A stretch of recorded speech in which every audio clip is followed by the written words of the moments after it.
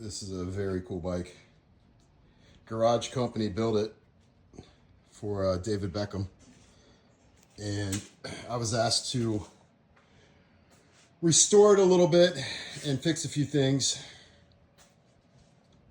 Just bringing it back to where it was, or close. There was some rust on it.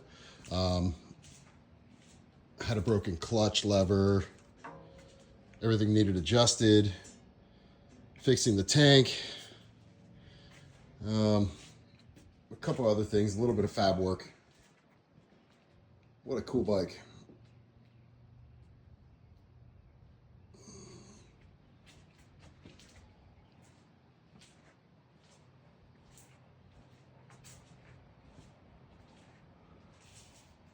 I'm working on this dent right here right now. And then there's a couple on this side. But everything's adjusted now to where the handlebars won't hit the tank.